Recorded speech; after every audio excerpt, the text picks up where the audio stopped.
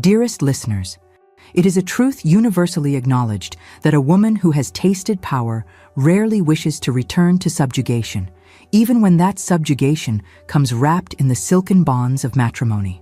Yet today, your humble chronicler brings you the most extraordinary tale of a duchess who discovered not only strength in solitude, but grace in sharing that strength with another. This is a story of hearts that learned to beat in harmony after years of silence, of two souls who found in each other not completion, but companionship. But let us not rush, for the best stories, like the finest Madeira, must be savored properly. The morning sun cast golden benedictions across the magnificent grounds of Winterbourne Abbey as Duchess Isabel Winterbourne stood at the window of her study, her fingers tracing the worn edges of estate ledgers that had become as familiar as old friends. At 32, she possessed a beauty that had been tempered by responsibility and softened by compassion. Each line around her green eyes told a story of late nights tending sick tenants. Each strand of silver in her auburn hair marked a crisis weathered with grace. This particular morning carried a bittersweet weight upon her shoulders. It was the anniversary. 10 years to the day since word had arrived of Edward's death at Ciudad Rodrigo. Her fingers found the mourning locket at her throat, warming the cold metal with her touch. Inside lay not a portrait of her late husband. Their acquaintance had been too brief for such intimacies, but a pressed wild Yorkshire rose, the first bloom she had successfully cultivated in defiance of conventional wisdom. The hardy flower, which gardeners insisted could never be tamed, had bloomed against all probability in her conservatory. It seemed a fitting metaphor for her own unlikely flowering. The transformation from frightened bride to formidable duchess had been a journey marked not by dramatic moments, but by countless small acts of courage. 10 years prior, she had been a bride of barely 22, her heart still full of romantic novels and girlish dreams. The marriage to the Duke of Winterbourne had been arranged with the swift efficiency of great families securing their futures. She had known Edward for precisely 14 days before speaking their vows in the ancient chapel at Winterbourne. She remembered every detail of that day with the clarity that comes from replaying a moment countless times. The weight of her grandmother's pearl necklace against her throat, the scent of orange blossoms in her bouquet, so sweet it made her slightly dizzy, Edward's hands, surprisingly gentle as he lifted her veil, and the unexpected kindness in his eyes as he whispered an apology for the haste of their union. His promise to return and court her properly had seemed romantic then, a love story delayed rather than denied. Their wedding night had been an exercise in gallantry that now, with the wisdom of years, she recognized as not merely remarkable, but nearly unprecedented. Edward had come to her chamber not with the expectations of a bridegroom, but with the courtesy of a friend. He had kissed her hand with infinite tenderness, speaking of the future they would build together when he returned. His consideration for her innocence, his refusal to claim rights before earning affection, at the time, she had thought it romantic, but years later she understood the true magnitude of that gesture. A duke who placed her sensibility above centuries of ducal duty, above the paramount need for an heir, was rarer than diamonds in coal. Such restraint was almost unheard of in their world, where marriages were contracts and wives were expected to submit regardless of sentiment. 3 months after his departure, the messenger had arrived on a rain-soaked Tuesday that seemed to weep in anticipation of its news. She could still feel the texture of that moment, the cold marble beneath her feet as she descended the stairs, the way the messenger's wet cloak dripped steadily onto the floor, creating a small pool that reflected the light from the chandelier above. The words themselves had seemed impossible, foreign things that her mind refused to translate into meaning. Edward was dead. His body was lost. She was a widow. But what manner of widow was she? She had grieved, certainly, but it was the grief of possibility rather than presence. She mourned the conversations they would never have, the children who would never be born, the love that would never have chance to bloom. It was a sorrow both profound and strangely abstract, like mourning a character from a book whose story had ended too soon. The ton had descended upon her widowhood like carrion birds, some offering genuine sympathy while others circled with barely concealed anticipation of her failure. The Winterbourne holdings were vast, 3 estates sprawling across Yorkshire, numerous tenant farms that housed over 300 families, investments in shipping ventures that connected British wool to Indian cotton, and a seat in Parliament that influenced the lives of thousands. Her mother had arrived within the week, full of plans and portentous warnings about the impossibility of a woman managing such responsibility. Yet something had awakened in Isabel during those first dark weeks, not defiance exactly, but a kind of quiet determination that surprised everyone, including herself. It began with Mrs. Thompson, a tenant's wife who had walked 5 miles through mud and rain to beg for help. Her husband lay dying of lung fever, and without the Duke's intervention, they would lose their farm. Isabel had looked into the woman's eyes, red-rimmed with exhaustion and fear, and seen not a supplicant, but a mirror of her own vulnerability. The decision to help had been instinctive, but the execution required learning skills no lady's education had provided. Mr. Pemberton, the estate steward, had become her unlikely tutor. A man of 60 years who had served 3 dukes, he had initially viewed her interest with the patronizing patience one might show a child playing at adult occupations. But Isabel's quick mind and genuine dedication had soon won him over. She learned to read account ledgers with the same attention she had once devoted to watercolors, finding in the columns of numbers a kind of poetry, the rhythm of seasons, the harmony of balanced accounts, the crescendo of a particularly good harvest. Under her gentle but unwavering guidance, the estates had not merely survived, but flourished with new life. She had corresponded with agricultural innovators across England and Scotland, her desk becoming a treasure trove of letters discussing soil improvement and crop rotation. The 4-field system she implemented had increased yields by 30%, but more importantly, it had given the tenants hope. The schools she established for their children, taught by a progressive governess from Edinburgh named Miss Bennet, had become a beacon of possibility in the Yorkshire countryside. The transformation of the winter-born London residents reflected her own evolution. What had once been a masculine domain of dark wood and hunting trophies became a salon where ideas bloomed like flowers in spring. Her Thursday afternoon gatherings attracted poets who read verses that made dowagers weep, politicians who debated reform with passion that shook the chandeliers, and scientists who explained their discoveries with an enthusiasm that was contagious. Through it all, she maintained perfect propriety, her Aunt Lady Constance serving as both chaperone and co-conspirator in this gentle revolution. Lady Constance Fairweather had become far more than a societal requirement. She had become the mother of Isabel's heart, offering wisdom earned through 70 years of observing human nature. A woman who had chosen spinsterhood over a loveless marriage, she understood the delicate dance Isabel performed daily, balancing authority with femininity, strength with grace. The marriage proposals had come like autumn leaves, 17 in total over the years, each refused with a kindness that left the suitors more charmed than offended. Lord Pembroke alone had persisted beyond propriety, arriving each season with increasingly elaborate gifts that Isabel returned with notes of such gracious refusal that he treasured them despite their rejection. She had earned the sobriquet, Ice Duchess, from those who mistook dignity for coldness. Yet those who truly knew her understood the warmth that flowed beneath the surface. There was young Mary, the scullery maid, whose gift for mathematics Isabel had recognized and carefully nurtured. Rather than attempting the impossible, elevating a servant girl to a station that society would never accept, Isabel had done something cleverer and kinder.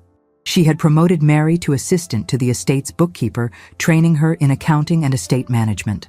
The position offered respectability, good wages, and the use of her mathematical gifts without creating a scandal that would have destroyed the girl's reputation.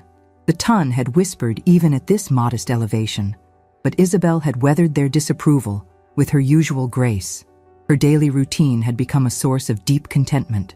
Dawn rides across the moors, when the world was painted in shades of pearl and gold, provided moments of communion with something greater than herself.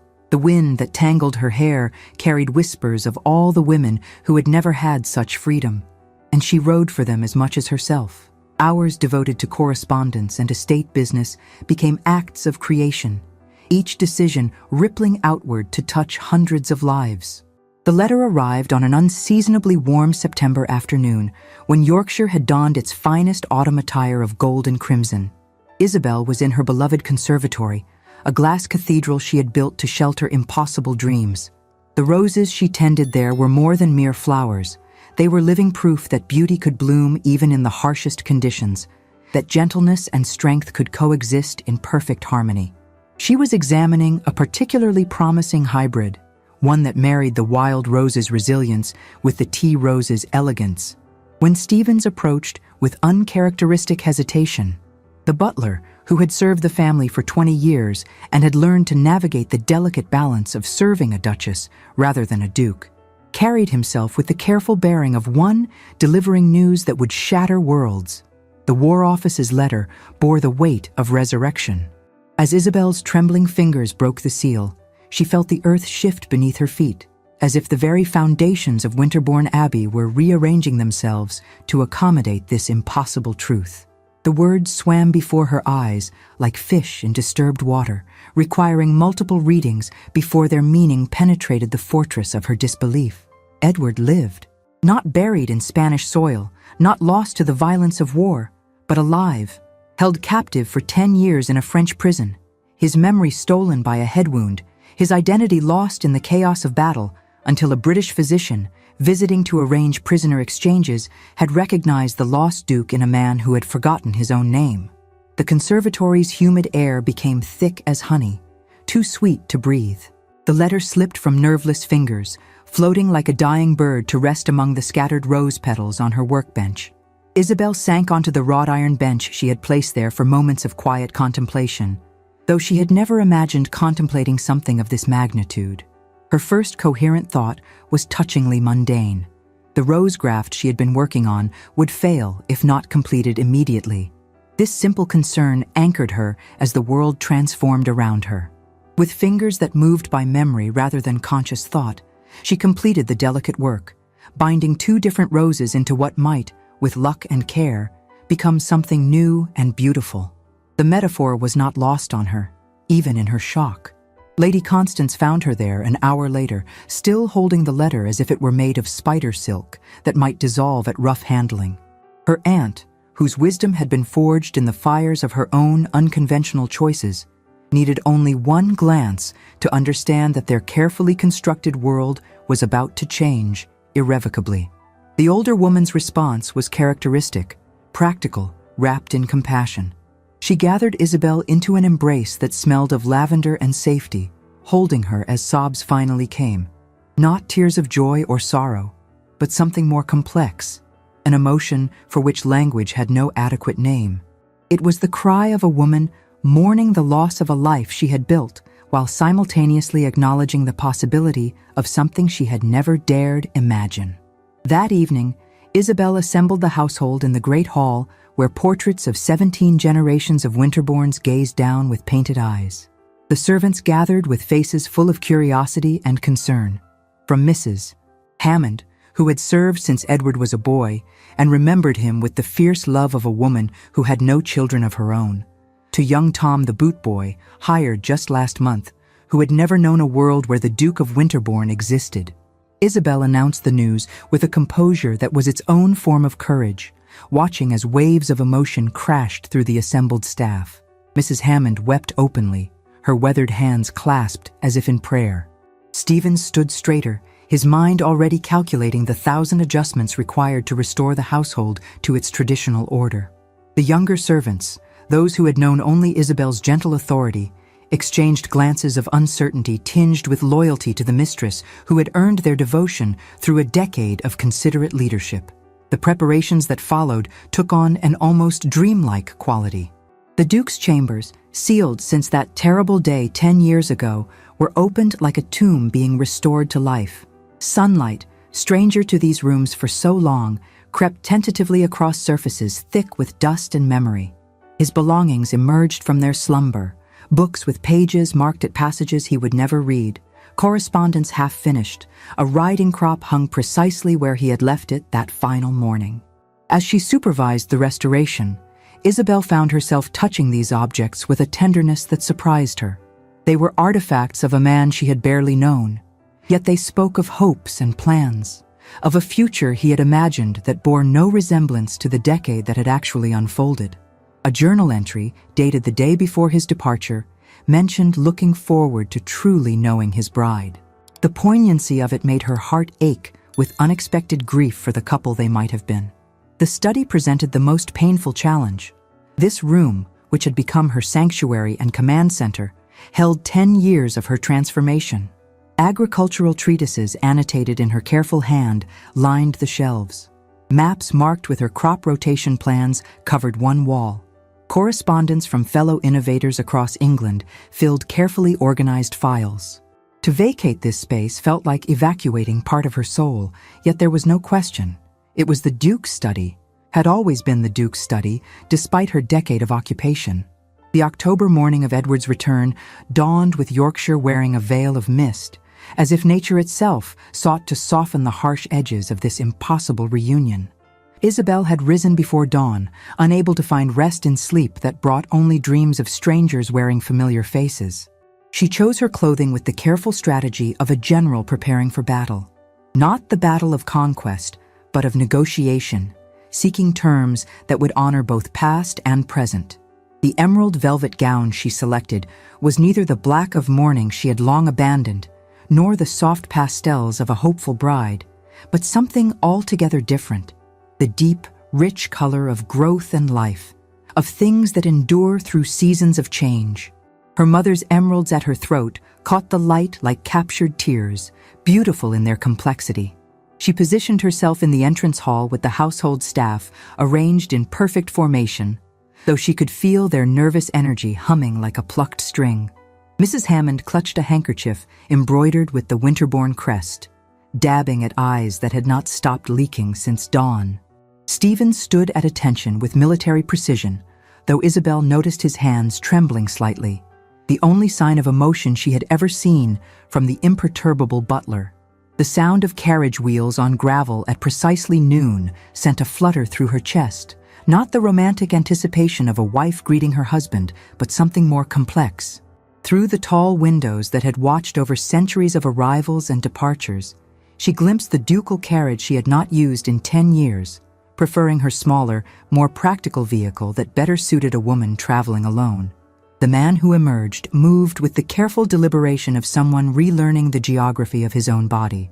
Edward stood for a long moment, gazing up at Winterbourne Abbey, as if seeing a vision from a dream he had dreamed so often he could no longer distinguish memory from imagination. When he finally turned toward the entrance, Isabel saw what 10 years of captivity had written upon him. He was simultaneously the man she remembered and a complete stranger. The broad shoulders remained, though they seemed to carry invisible weight. His dark hair, which she recalled as precisely styled in the fashion of young gentlemen, had grown longer and was painted with premature silver at the temples, badges of survival rather than age. The scar that ran from his left temple to his jaw was not disfiguring but transforming, marking him as a man who had walked through fire and emerged, if not unscathed, then at least unbroken. But it was his eyes that stole her breath, those same brown eyes with golden flecks that had looked at her with such kindness on their wedding day.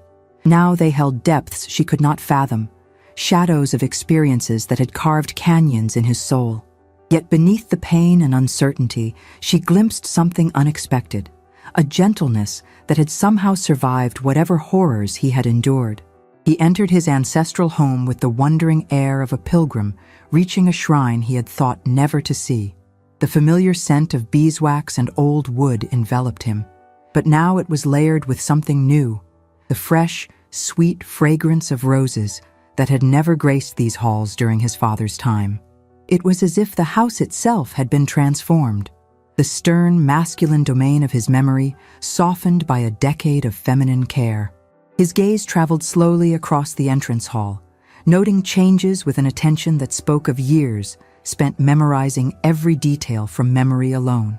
The new wallpaper in soft gold rather than the dark green of his youth, the rearranged portraits that now included her family alongside his ancestors, the Chinese vases filled with roses from her conservatory. Each alteration registered in his eyes, though whether with approval or dismay, she could not tell. When their eyes finally met across the length of the hall, the impact resonated through her entire being. For a suspended moment, time seemed to hold its breath. They were two souls taking measure of each other across an impossible divide. 10 years, different worlds of experience, transformations that had remade them both into people their younger selves would not recognize. Edward moved forward with measured steps, stopping at a distance that was neither intimate nor formal, but something uncertainly between. Stevens stepped forward to make the formal announcement, but Edward raised a hand with gentle authority. His voice, when he spoke, carried the roughness of disuse overlaid with emotion, carefully controlled. The words were simple, acknowledging her position, their connection, the strangeness of this moment, but delivered with a courtesy that touched her heart. She responded with equal formality, though she heard the tremor in her own voice. They were performing a careful dance of politeness. Two strangers united by law and separated by everything else, aware of their audience of servants who watched with barely concealed fascination. When Edward was shown to his chambers, Isabel followed at a discreet distance, watching from the doorway as he encountered the preserved remnants of his former life. His fingers traced objects with the reverence of a blind man reading Braille. The silver brush that had belonged to his father, a miniature of his parents painted in happier times, books he had left half-read a decade ago. She noticed how his scarred hands lingered on each item, as if trying to bridge the gap between the man who had owned them and the man he had become. When he discovered his journal, left open on the desk where he had written his final entry before departing for war, his composure finally cracked. His shoulders shook silently as he read his own words from another lifetime, plans and hopes that must have seemed like fiction now. Isabel withdrew, granting him privacy for his grief, understanding that he was mourning not just lost years, but the loss of the man he had been. At dinner, they sat at opposite ends of the long mahogany table, 20 feet of polished wood between them, like an ocean of propriety. Mrs. Hammond had prepared what she remembered as his favorite dishes: roasted pheasant with wine sauce, potatoes and cream, trifle for dessert. But Edward ate sparingly, as if his stomach had forgotten how to accept such richness. Isabel noticed how he held his silverware, carefully, deliberately, as if relearning civilization itself. Conversation was stilted, confined to the safest shores of mundane topics. Yet when Isabel mentioned the new drainage system that had reclaimed 30 acres of marshland, Edward's eyes lit with genuine interest.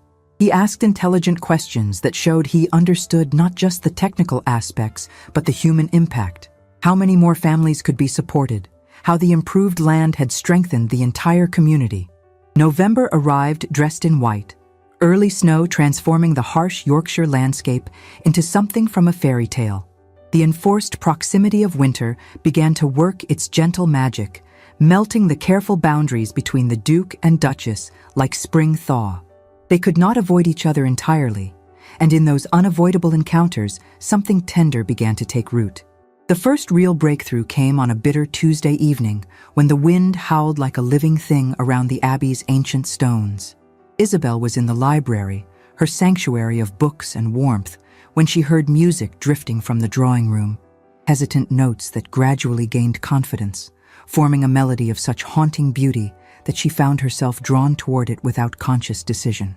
She discovered Edward at the pianoforte, his scarred fingers moving across the keys with surprising grace. The melody he played spoke of longing and loss, of hope that persisted despite all reason, of beauty found in the most unexpected places. When he noticed her presence, color rose in his cheeks, and he made to stop, but she gestured for him to continue. As the last notes faded into the crackling of the fire, Isabel found tears on her cheeks, not tears of sorrow, but of recognition. This music was the language of his soul, expressing what words could not capture. When she asked how he had learned to play, his answer revealed another facet of his captivity. A French commandant's wife, lonely and far from home, who had taught him music in exchange for conversation, both of them pretending not to know the truth of his identity, creating a small space of civilization in the midst of barbarism. That evening marked a transformation in their relationship. The music had created a bridge between their separate worlds, and tentatively, carefully, they began to cross it. Edward started accompanying Isabel on her morning rides, initially claiming a need to reacquaint himself with the estate.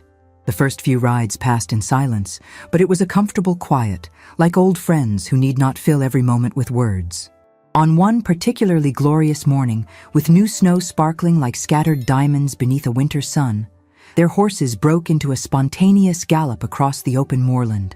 The wind sang in their ears, the cold air burned their lungs, and for a few precious moments, they were not Duke and Duchess, not strangers bound by law, but simply two souls reveling in the joy of being alive. Isabel's laughter rang out across the moors, genuine, unrestrained laughter that seemed to surprise them both. When she glanced at Edward, he was smiling, a real smile that transformed his scarred face into something beautiful. In that moment, she saw not the broken duke or the lost soldier, but the man he was becoming, shaped by hardship, but not defeated by it.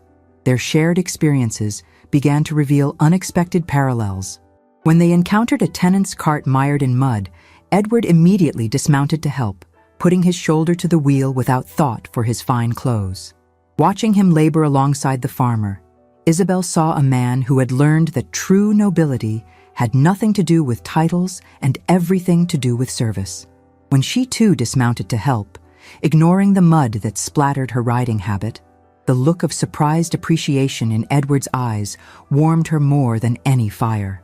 In the conservatory, which had become their evening refuge, they discovered a shared passion for making things grow. Edward revealed that tending roses in the French commandant's garden had saved not just his sanity, but his soul. When everything else was brutal and ugly, the simple act of nurturing beauty had reminded him that gentleness could survive even in the harshest conditions. Isabel taught him her hybridization techniques, their hands occasionally brushing as they worked with the delicate plants. Each touch sent warmth through her that had nothing to do with the conservatory's humid heat. She began to see how his experiences, terrible as they were, had given him a depth of understanding that matched her own hard-won wisdom. One evening, as they grafted a particularly challenging hybrid, Edward spoke of the men he had known in captivity, not just English soldiers, but French prisoners, Spanish rebels, men from across Europe caught in the machinery of war. He had learned their languages, their stories, their dreams. He had held them as they died, shared his meager rations, kept their memories alive in his heart.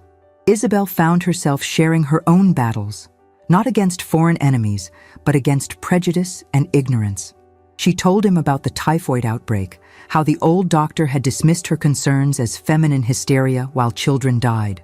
She spoke of the night she had held the Thompsons' youngest child as fever took him, the helplessness that had driven her to implement better practices of cleanliness and waste disposal, to insist on separating water sources from contamination despite fierce opposition from those who called her methods foreign nonsense. They were, they discovered, warriors of different kinds who had fought different battles but understood the cost of victory, the weight of responsibility, the loneliness of command. In each other, they found not just understanding, but recognition. Two souls who had been transformed by circumstance into something stronger than they had ever imagined possible. The letter that shattered their growing harmony arrived in early December, carried by a messenger whose reluctant demeanor suggested awareness of the explosive nature of his delivery. The morning had begun with such promise. Fresh snow had transformed the estate into a crystalline wonderland, and Isabel had found Edward in the breakfast room actually laughing at a letter from one of the tenant children, thanking him for teaching her to skate on the frozen pond. It was the first time she had heard him laugh, and the sound was like music. Lord Blackstone's missive arrived like a serpent in their slowly blooming Eden. Written on paper so fine it seemed to mock the ugliness of its contents, it was addressed to Edward with a copy deliberately sent to Isabel, a calculated breach of all propriety designed to wound as deeply as possible. With the cold precision of an anatomist dissecting a corpse, Blackstone laid bare the most intimate aspects of their marriage. Yet beneath the cruel words, one could detect the bitter conviction of a man who truly believed himself the guardian of natural order, convinced that neither an independent duchess nor a broken duke were fit to rule. He cited canon law and legal precedent, noting that unconsummated marriages could be annulled, particularly when one party had been absent and presumed dead for a decade. But it was his personal observations that cut deepest. His suggestions that Edward was too damaged by his ordeal to be a proper husband, that Isabel had proven herself too independent to submit to masculine authority, that both would be happier freed from the bonds of their impossible union. In Blackstone's twisted logic, he was not destroying but restoring, not cruel but correct. The cruelty was multi-layered and masterful. By making their private circumstances a matter of semi-public speculation, Blackstone had not merely insulted them, but exposed them to the gossip mills of society. Worse, his argument held uncomfortable legal merit, and they both knew it. Edward's reaction was volcanic. Isabel, entering the library for their customary evening reading, found a man she had not seen before. Not the broken duke or the gentle soul who played piano, but the warrior who had survived 10 years of hell. He paced the room like a caged wolf, his movements sharp and dangerous, every muscle taut with rage. The letter was crumpled in his fist, and she could see his knuckles white with the force of his grip. The very air seemed to vibrate with his fury. Books trembled on their shelves as he passed. For the first time since his return, Isabel felt a flicker of fear, not of him, never of him, but of the pain that could transform gentleness into rage, of the way cruelty could wound even the strongest souls. When he finally noticed her presence, his expression shifted through a symphony of emotions, anger melting into embarrassment, embarrassment into vulnerability, vulnerability into something that might have been desperate hope. Without a word, he handed her the letter, watching her face as she read Blackstone's poisonous words. What followed was their first genuine confrontation. Edward's rage was not just about the insult to their marriage, but about the threat to something precious that had been growing between them. He spoke of honor and duty, of the sanctity of marriage vows. But beneath the conventional words, Isabel heard something else, genuine fear of losing her, not as a possession, but as the unexpected grace that had entered his life. Isabel's own temper, so long controlled, finally erupted. But her anger was not directed at Edward. It was for him, for them, for the cruel world that sought to reduce their complex reality to simple categories. She raged against men like Blackstone, who saw her independence as something to be conquered rather than celebrated, who viewed Edward's gentleness as weakness rather than strength. Yet even in her anger, she was painfully aware that Blackstone's words contained truth. Their marriage was indeed unconsummated. She had indeed managed alone for a decade. The question that hung between them, unspoken but deafening, was whether these facts mattered more than the tender connection they had begun to build. Before either could voice the questions burning in their hearts, Stevens interrupted with news of crisis. Fire at the Harrison farm, the winter feed stores threatened, livestock in danger. The urgency in his voice was underscored by the distant sound of the alarm bell tolling across the frozen fields. Without hesitation, both Duke and Duchess pushed aside their personal turmoil to address the emergency. They rode through the snowy night together, their earlier conflict temporarily forgotten in the face of their tenants' need. As they approached the farm, the night air filled with terrifying sounds, the sharp crack and roar of timber consumed by flames, the desperate lowing of frightened cattle, the shouts of men passing water buckets in frantic rhythm. The acrid smoke stung their eyes and throats as they dismounted, immediately taking charge of the chaos. Working side by side through the night, they discovered a harmony that transcended their awkward attempts at marriage. Edward's military experience organized the firefighting efforts with remarkable efficiency. Isabel's intimate knowledge of each family's resources coordinated the support network that would see the Harrisons through this crisis. Together, they saved not just property, but a family's future. Returning to the Abbey as dawn painted the snow-covered landscape in shades of rose and gold, exhausted and covered in soot, they shared a moment of perfect understanding. In crisis, they had functioned as true partners, each contributing unique strengths, creating something greater than the sum of their parts. Lady Constance chose this moment for strategic intervention. Over breakfast, as they sat exhausted but strangely exhilarated from the night's work, she announced her intention to visit her sister in Bath for Christmas. The meaningful look she gave them both made her intentions clear. They needed time alone, without the buffer of her presence, to determine what they truly wanted from each other and their marriage. That evening, Isabel found a letter slipped under her door in Edward's careful hand. Her heart raced as she opened it, but what she found was neither declaration nor proposition, but something far more unexpected, a thoughtful proposal for partnership in managing their estates.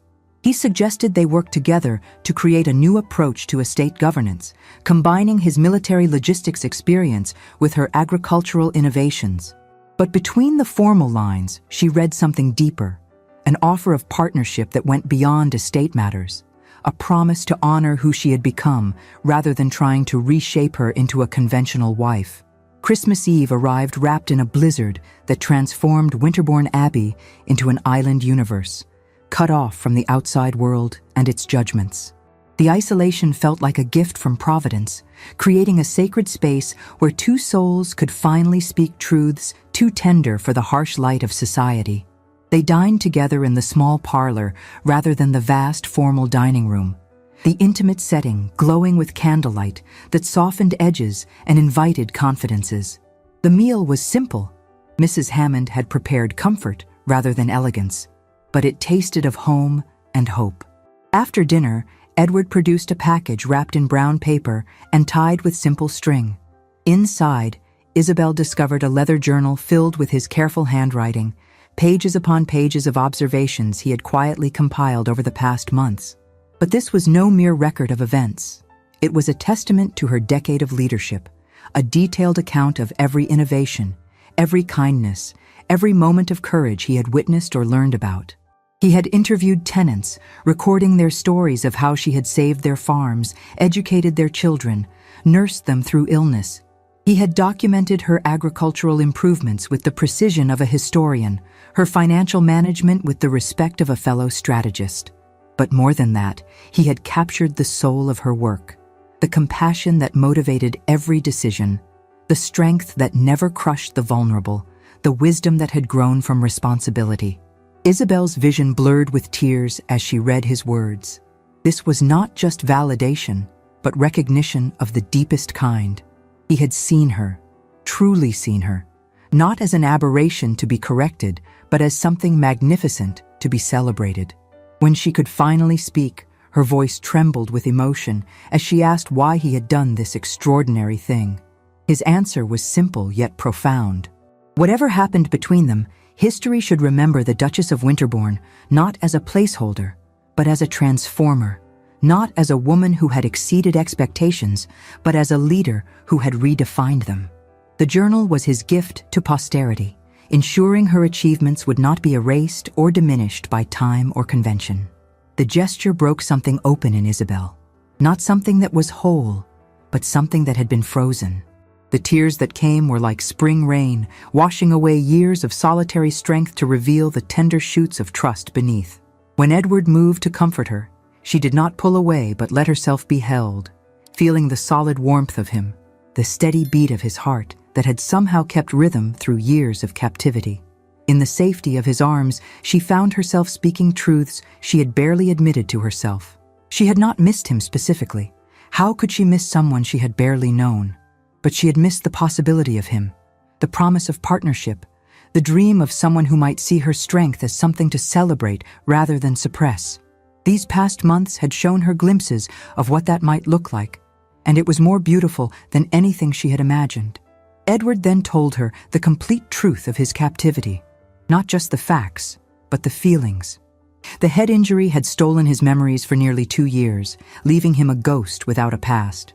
When his memories returned, they were like daggers, each one reminding him of what he had lost. The commandant, discovering his identity, had faced a terrible choice. The man was a fervent Bonapartist, whose own brother had died at the hands of British cavalry. To release a duke would be his duty. To keep one was his revenge. But more practically, Edward had become essential to maintaining the commandant's wife's beloved gardens, the only thing that brought her joy in their remote posting. The commandant had hidden Edward's identity not just from cruelty, but from a twisted combination of vengeance and domestic necessity, reporting him dead while keeping him as their invaluable gardener. But it was not the physical hardship that had nearly broken him. It was the knowledge that everyone he loved believed him dead.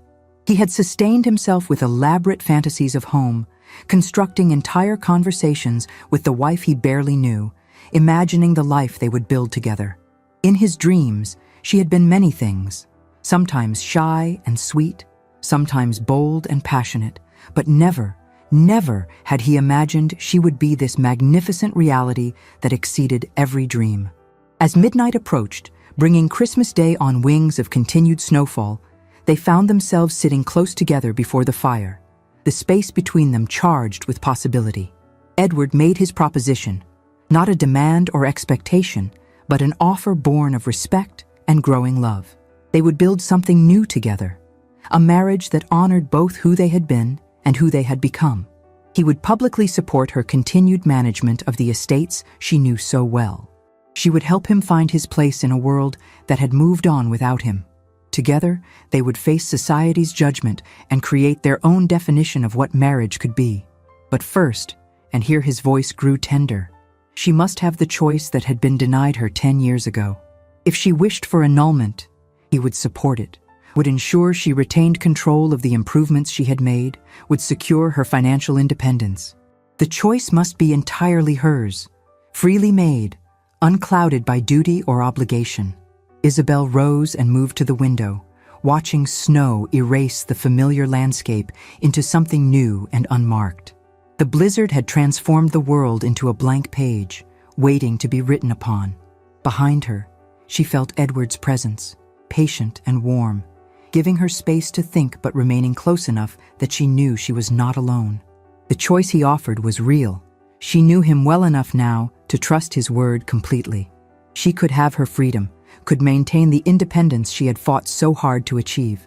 Lord Blackstone's letter had made the legal path clear. Society might gossip, but she had weathered worse storms. Yet as she stood there, she realized that freedom was not the same as isolation, that strength did not require solitude, that independence and partnership were not opposites, but could, in the right circumstances, enhance each other. What Edward offered was not subjugation, but collaboration, not the erasure of her achievements, but their multiplication through shared effort. When she turned back to him, her decision was clear in her eyes before she spoke it. But Isabel, the woman she had become through 10 years of solitary leadership, would not simply accept. She would negotiate. Her proposition was bold and unconventional. They would court each other properly, as the people they were now, rather than the strangers they had been. They would take the winter and spring to truly know each other, and if, when summer came, they both wished it, they would renew their vows, not as duty, but as choice, not as arrangement, but as love. Edward's joy was incandescent, though he tried to contain it, but she saw it in the way his shoulders relaxed, the way his scarred face softened, the way his hand reached for hers with infinite tenderness. When their fingers intertwined, it felt like coming home to a place she had never been, but always belonged. The winter months that followed were a revelation written in snow and firelight, in shared laughter and comfortable silences. Released from the awkwardness of undefined relationship, Edward and Isabel discovered they were not just compatible but complementary, two halves of a conversation that had been waiting 10 years to begin. Their courtship was unlike anything the ton would have recognized, yet it was perfect for who they were. Morning rides became adventures of discovery, not just of the estate they both loved, but of each other. Edward showed her how to read the land with a soldier's eye, seeing defensive positions and supply lines. Isabel taught him to see with a nurturer's vision, recognizing which fields were tired and needed rest, which families were struggling and needed support. In the conservatory, their sanctuary of warmth and growth, they worked side by side on increasingly ambitious hybrid roses. The moment of revelation came when Isabel showed him the source of her first successful cultivation, the wild Yorkshire rose that experts claimed could never be domesticated. Edward's hands trembled as he recognized it. It was the same variety he had tended in France, the English savage the commandant's wife had loved. A British prisoner before him had planted it from seeds carried in his pocket, a piece of home that had somehow survived and flourished in foreign soil. Their creation of the hybrid became more than a horticultural experiment. It was a joining of their parallel journeys. taking cuttings from Isabel's domesticated wild rose and grafting them with Edward's memories of the French garden techniques. They created something unprecedented.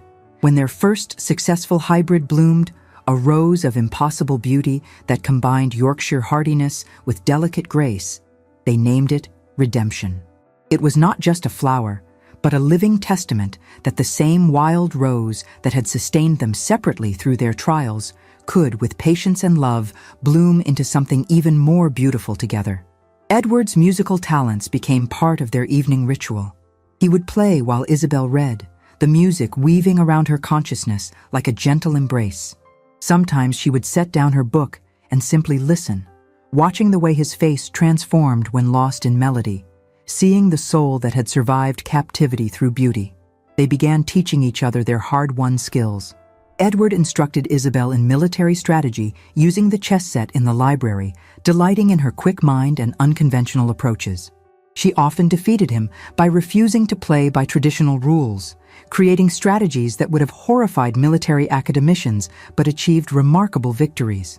In return, Isabel shared her decade of accumulated wisdom about estate management, but more than that, she shared her philosophy of leadership through compassion. She showed him how strength could be gentle, how authority could uplift rather than oppress, how true power came from empowering others. The Tun watched their unconventional courtship with fascination and no small amount of scandal. A duke actively courting his own duchess was unprecedented, particularly when that duchess maintained her authority over estate matters. At social gatherings they were forced to attend, they presented a united front that confused and intrigued in equal measure. When Lord Blackstone, still pursuing his cruel campaign, suggested publicly that Edward's mind had been affected by his captivity, Isabel's response was magnificent. With perfect calm and a smile that could have frozen hell, she detailed Lord Blackstone's own financial disasters, which Edward's affected mind had analyzed and could solve if Blackstone wished to submit his accounts for review. The offer was declined, and Blackstone retreated to his Irish estates in defeat. By spring, their courtship had evolved into something deeper than either had anticipated. The careful touches that had begun as courtesy, a hand offered to help her mount her horse, fingers brushing as they passed books, had become a language of their own. Each touch carried promise, each glance held volumes of growing affection. The turning point came during the spring festival at the village. They had worked together to organize the celebration, and the joy on their tenants' faces was testament to their partnership. Watching Edward swing laughing children in circles while Isabel distributed prizes with genuine delight, something crystallized between them. Their eyes met across the village green, and in that shared glance was recognition, acceptance, and unmistakable love. That evening, in the rose garden where their hybrid redemption bloomed in impossible beauty, Edward kissed her for the first time. It was not the passionate claiming of romantic novels, but something infinitely more precious, a gentle exploration between two souls who had learned to value each other's strength, respect each other's scars, and cherish each other's growth. When summer arrived, bringing with it the fulfillment of their agreement, there was no question of their decision. Their renewed vows were spoken in the chapel at Winterbourne, with only Lady Constance, the household staff, and a few trusted tenants as witnesses. Isabel wore not virginal white, but deep burgundy, the color of fine wine aged to perfection. Edward's vows broke from tradition, promising not to protect and provide, but to support and celebrate, to honor not just his wife, but his partner, his equal, his love. Their wedding night was spent together at last, and if the details remain private, the joy was visible to all. The household noticed a new ease between them, touches that lingered with promise, shared glances that spoke of nights and mornings of discovered intimacy. They maintained separate studies but shared a bedchamber, finding in physical union another form of the partnership they had built in every other aspect of their lives. When the announcement came the following spring that the Duchess was with child, the Tun buzzed with the kind of gossip that feeds on happiness it doesn't understand. But for the Duke and Duchess of Winterbourne, society's opinion had long ceased to matter. They had created their own world, their own definition of marriage, their own understanding of love. Their son was born on a spring morning when the roses were in first bloom, a healthy child who possessed his mother's green eyes and his father's determined chin. But more than physical features, he would inherit something far more valuable, the example of parents who had chosen each other not from duty but from recognition, who had built love not on passion alone but on respect, understanding, and the kind of trust that can only be earned through trial. Years later, when their children asked about their unusual story, Isabel would say that sometimes the best marriages were those that began at the end, with two fully formed people choosing to build something together. Edward would add that the strongest partnerships were forged not in ease, but in challenge, not in youth's untested promises, but in maturity's proven commitment. The roses they bred together still bloom at Winterbourne Abbey, varieties that shouldn't exist according to conventional breeding wisdom, but thrive nonetheless. They stand as living testament to the power of patient nurturing, of combining different strengths, of creating beauty from what others might see as impossible circumstances. Their love story became legend in Yorkshire, though the Tun never quite knew what to make of it. Some called it a romance more beautiful than any novel. Others insisted it was merely a practical arrangement that happened to include affection. The truth, as Lady Ravenswood knows, was both simpler and more complex. It was two remarkable people recognizing that they were better together than apart, that love could grow from respect, that partnership could be its own form of passion. The Duchess never surrendered her authority over the estates she had managed so well. The Duke never asked her to. They ruled together, their marriage a testament to the revolutionary idea that power shared was not power diminished, but power multiplied.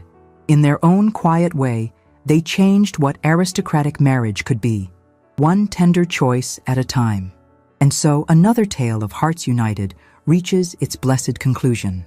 Love, it seems, finds a way even through the strictest conventions of proper society, growing not like a wildfire that consumes, but like a garden that nourishes, not through conquest, but through cultivation. The Duke and Duchess of Winterbourne discovered that the greatest romance was not in surrendering to another, but in choosing to stand beside them, equal in dignity, respect, and ultimately in love. Their story reminds us that sometimes the longest journey is not across battlefields or years of separation, but the distance between two hearts learning to beat as one while remaining gloriously, independently themselves. In an age when women were expected to be decorative additions to their husbands' lives, Isabel Winterbourne proved that a woman could be both powerful and beloved, both independent and partnered. In an era when men were supposed to dominate, Edward Winterbourne showed that true strength lay in recognizing and celebrating the strength of others, that gentleness was not weakness, but the highest form of courage. Their legacy lived on, not just in their children, but in the subtle shifts they created in society's expectations. Other women began to take more active roles in estate management, inspired by the Duchess's example. Other men began to see their wives as partners rather than possessions, recognizing that love could multiply rather than divide power. The roses that bloom at Winterbourne Abbey speak their own language of hope. Each impossible hybrid reminds visitors that beauty can emerge from the most unlikely combinations, that strength and delicacy can coexist, that what society deems impossible may simply be something that has not yet been attempted with sufficient patience and love. And what of Lady Ravenswood, your humble chronicler? Let us simply say that I had the privilege of witnessing this remarkable union firsthand. And if I shed more than a few tears at their renewed vows, well, even the most experienced observer of human nature can be moved when witnessing the triumph of true love over every obstacle society and circumstance could devise. For in the end, is that not what we all seek? Not just love, but recognition, not just passion, but partnership, not just marriage, but a meeting of souls that transforms two separate melodies into one perfect harmony. Their story gives us hope that love can be patient without being passive, that it can be gentle without being weak, that it can honor both tradition and transformation. In a world that often seems to offer only extremes, the Duke and Duchess of Winterbourne proved that there is a middle way, a path of mutual respect and shared growth that leads not to compromise, but to completion.